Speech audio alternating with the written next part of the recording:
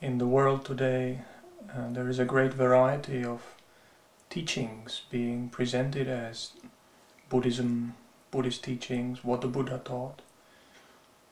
And some of them obviously disagree with one another.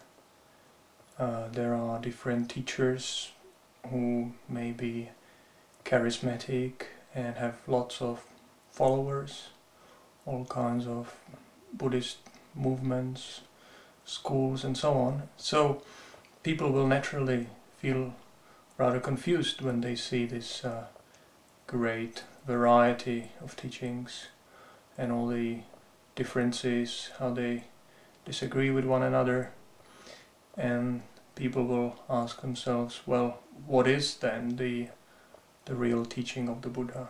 How can we tell what is and what is not what the Buddha taught? And generally we could say, of course, that anything that leads to the increase of greed, hatred and delusion in our minds cannot be the teachings of the Buddha. Anything that leads to the decrease of those unwholesome qualities, mental defilements, that would be going in the right direction. So that would be the general principle I think anybody can recognize. But to get a little bit more specific, the Buddha actually answered once this very same question. He said to his aunt, who later became a nun, a bhikkhuni, Mahapajapati Gotami, he told her, whatever things, whatever qualities lead to passion can't be the teachings of the Buddha.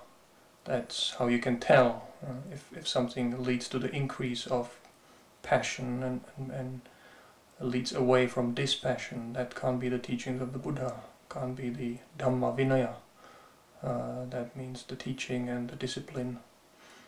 Then anything which leads you to being more fettered, more bound, can't be the teachings of the Buddha either.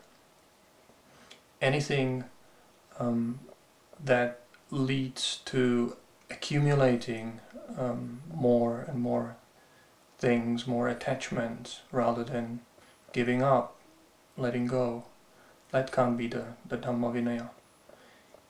Anything which leads to a kind of feeling of superiority and arrogance in the mind, rather than modesty, that can't be the teachings of the Buddha.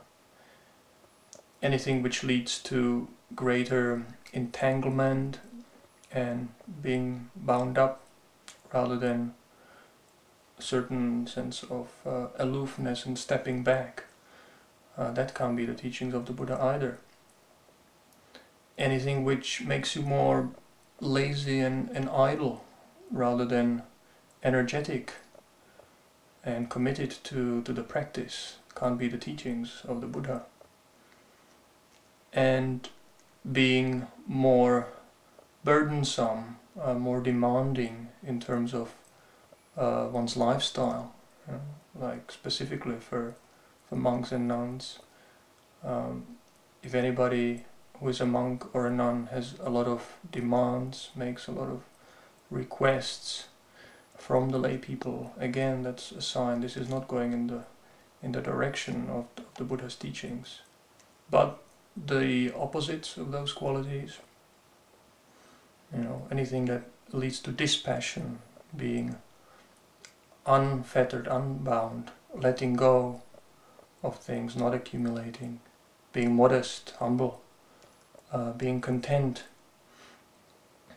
more kind of aloof and stepping back from things, being more energetic and not being burdensome, easy to look after, right? All these qualities, and the Buddha said, well, Gotami, you can definitely hold this to be the Dhamma, this to be the Vinaya, this to be the instruction of the teacher, what the Buddha wanted us to practice.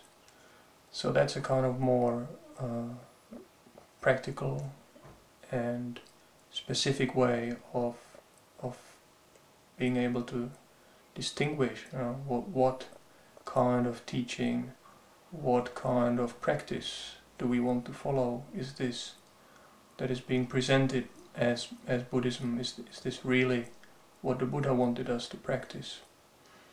And we have to use our own intelligence, our own wisdom that we already have, to look at things and clearly, carefully consider them, because we already have a certain amount of discernment, understanding. We can tell the difference between these qualities, positive and negative qualities. That's not beyond anybody's ability. If we really look, really observe, say, a particular Buddhist group, school, a teacher,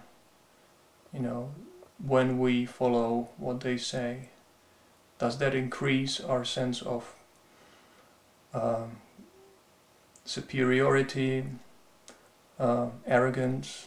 Do we feel kind of better than everybody else? Or does it lead to a kind of modesty and humble attitude? Does the teacher ask for lots of material, financial donations without any real need? Is he on some kind of ego trip, trying to build the greatest temple in the world or something like that? These are all signs usually that it's going off the path of Dhamma Vinaya, which the Buddha pointed out. Anybody who is hard to support, not very content, as monks and nuns should be content with little, with the four requisites that ordained monastics depend on. It's really not the place of monks and nuns to be asking for financial donations, requisites, all kinds of things to impress somebody, like impress the whole society, how much they can do, how much they can improve the world, what they can build, what they can change in the external world. Because really these kind of worldly projects should be more in the sphere of the lay people, the lay community. They can get together and do these kind of things. But for the monks and nuns, they should be careful in the things they get involved in, so that it doesn't take over their mind, so that they don't become motivated by these worldly tendencies. Even though the motivation may be good, may have something to do with Buddhism, the Buddhist religion, but it's that aspect which leads towards the worldly energies, the worldly tendencies, which we have to be aware of and careful about.